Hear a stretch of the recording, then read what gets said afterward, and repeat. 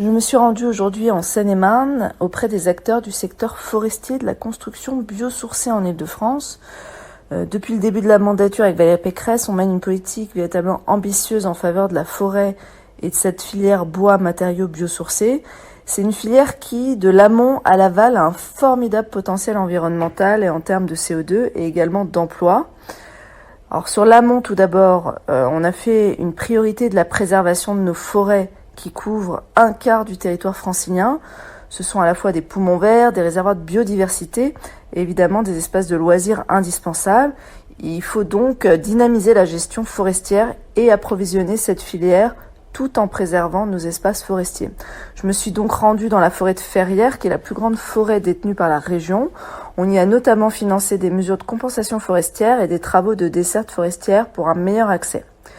Deuxièmement, il faut aussi reconstituer une filière compétitive et bâtir un modèle industriel basé sur la transformation du bois, transformation qui a quasiment disparu du territoire francilien. Je suis allée à Crécy-la-Chapelle visiter l'entreprise Reuser, qui est la seule scierie d'Île-de-France, et on va les accompagner dans leur projet de modernisation 4.0 pour notamment augmenter la capacité de production de cette usine, alors qu'aujourd'hui 80% du bois est scié hors d'Île-de-France, faute d'outils.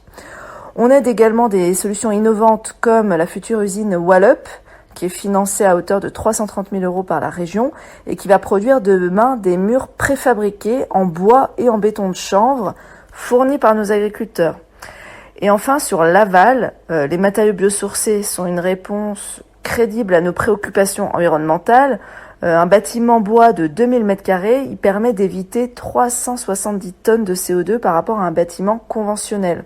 Et donc c'est évidemment essentiel quand on sait qu'en Île-de-France, le secteur du bâtiment, il représente à lui seul plus de 40% des émissions de CO2 du territoire. D'où notre volonté avec Valérie Pécresse d'en développer l'usage dans la construction en Île-de-France. Et donc j'ai visité à Champloux-en-Brie une très belle opération de construction zéro carbone 100% bois. Et au-delà de l'aspect environnemental, du stockage de carbone, le bois dans la construction, c'est aussi un vecteur de création de valeur ajoutée, d'ailleurs notamment en zone rurale, de création et de maintien d'emplois non délocalisables, ce qui est évidemment particulièrement essentiel en ce moment dans la crise que nous traversons.